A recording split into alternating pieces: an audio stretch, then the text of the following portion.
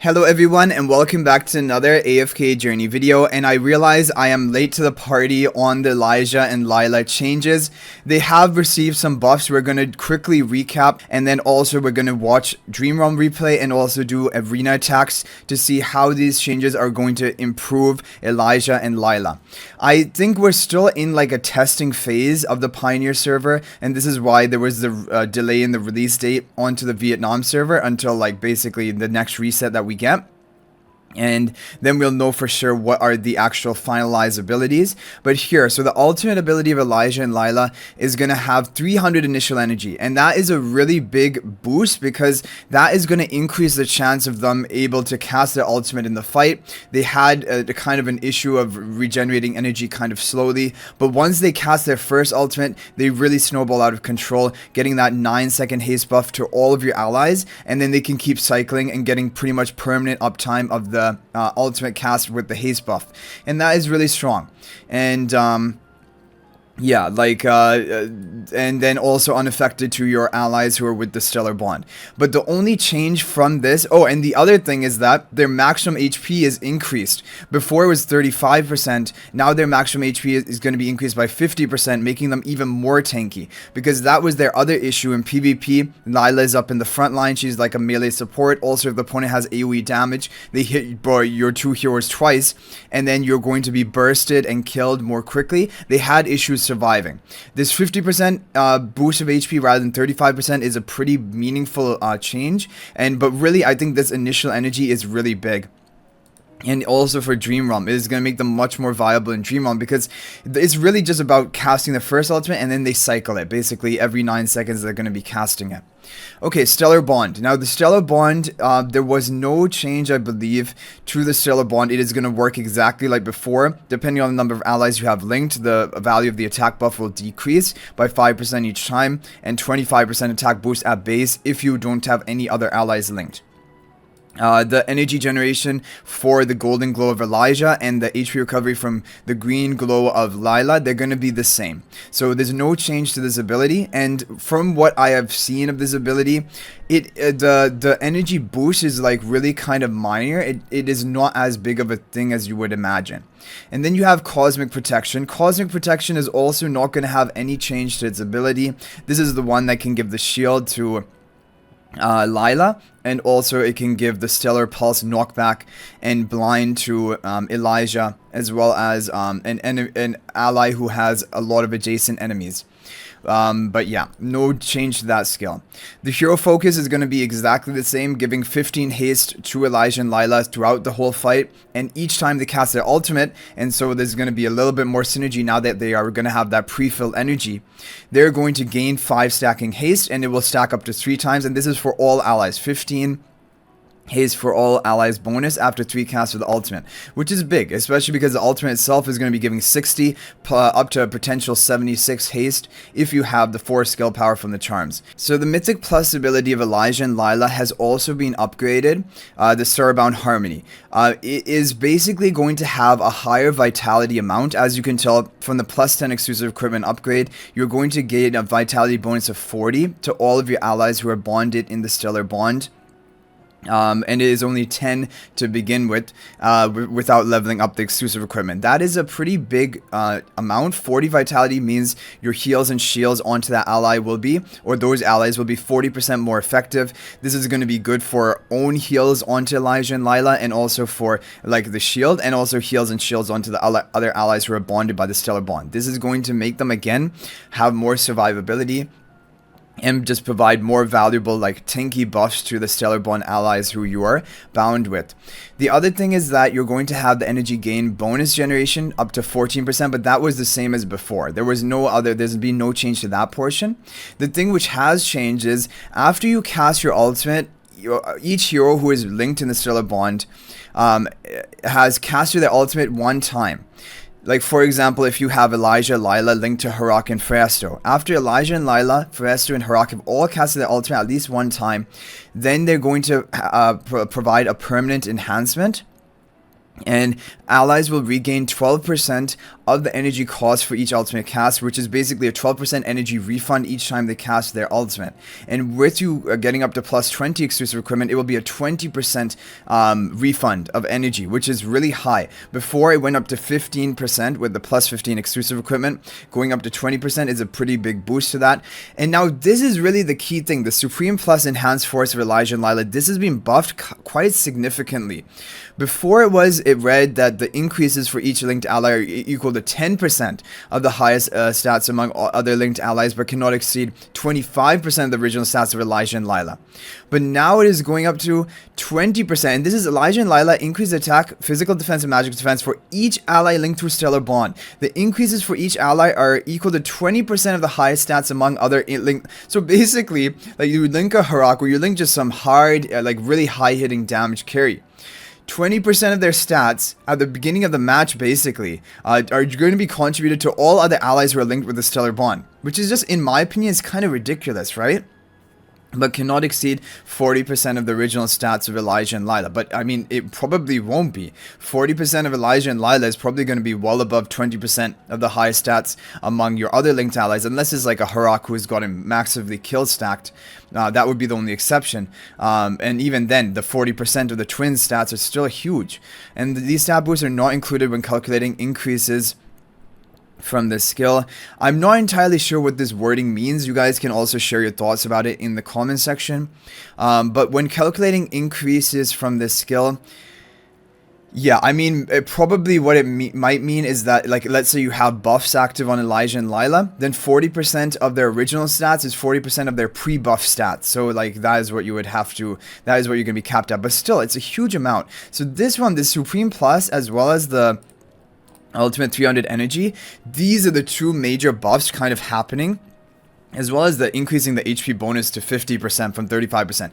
Those are the ones which I think are crazy, and it's amazing. It's like, these are going to make them really a lot stronger. And even the Mythic Plus ability, not bad, increasing like the base vitality for all allies in the Stellar Bond. 40 vitality is a lot, basically for free, along with all the other buffs you're providing, and also the 20% energy refund on plus 15 exclusive equipment after casting your ultimate one time each. That is really strong. So now the twins are looking way better than before, and it's kind of just crazy, honestly, how much they've been buffed. But now let's take a look at some Dream Realm replays. So the top rank information that has been shared. This is not the top scoring team for today. So let's take a look at this replay, because this is one of the top performing teams of today. Elijah and Lailah are going to buff up Sonya and Talene, and Sonya is also going to further buff up the Elijah and the Talene, with the Rainier to increase the damage the boss takes, and then Coco for the survivability. Although honestly speaking, I think now the twins have like that vitality for your Stellar Bond allies, and they have some healing. I think that might just be enough to sustain them, and without even needing Coco, for example. But anyway, for good measure, Coco is being run here. Yeah, so like Talene, now this is kind of the thing, right? Now the fact that the twins are not only just providing like a 15% attack buff from their Stellar Bond linking, their Supreme Plus is also providing like 20% of their highest stat hero as bonus stat buffs to that ally. And now the buffs are getting out of control. Basically, the buff to Talene and buff onto Sonya here is well above any buff that a Makola could provide or a Smokey could provide. And that is why they're just not going to be as effective. And then also the twins have the haste buff. So if the heroes, the twins, come to Global and Vietnam server with these changes in effect, it comes from going basically from a hero which was skippable to basically must pull status. You're seeing it right now. The amount of buffs that the attack buffs they provide to their allies is very high because of the Supreme Plus, especially the buff that happened there. And with the boosted energy, initial energy, they're going to be able to cast their ultimate quicker in the fight and then just begin cycling. Now, of course, this is Crystal Beetle and you have really high energy recovery. You would normally not be casting as frequently as you see here. But even if you didn't have this bonus energy, I am sure that the twins would be able to continuously cycle to maintain the haste buff, because you're seeing they're also getting like the 200 the 20% percent energy recovery each time they cast their ultimate, which is 200 energy just given right back to them, which is huge. And it goes off each time they cast it, as you can see here. Maybe a reason Coco is important, because I did see Lailah getting taken down low on health a few times because she is in the front line. So maybe the twins still have a little bit of an issue with survivability, even with the 50% bonus HP compared to like a regular hero stats, because they are still 2 heroes and they can take damage from double sources. So for PvP, I still think is definitely they're a lot better and a lot more usable after these changes, but I am still a little bit worried about their survivability. But I think this might be just enough. And then if they're good in Dream Realm anyway, you would probably build them for that. And I'm sure now, if the changes go through as they are right now, I'm sure they would be a good option for PvP content as well. Okay, so the Crystal Beetle does wipe out your team in the end, and that I guess is why Coco was important to have on the team comp. But yeah, you saw it right here. Basically, the twins are a great form of buffing.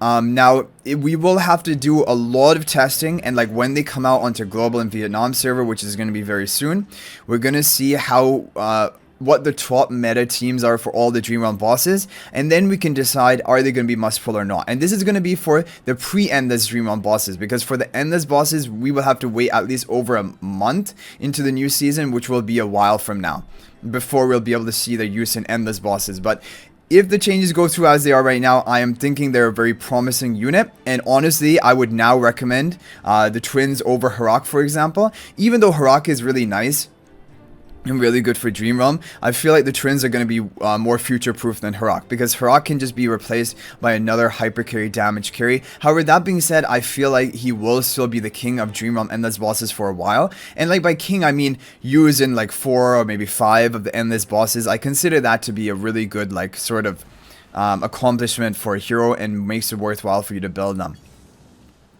Okay, let's try to find some people in the arena. It's kind of weird though in the arena, because yeah, first of all, sometimes people are not running the best defenses. Maybe they're trying some different things.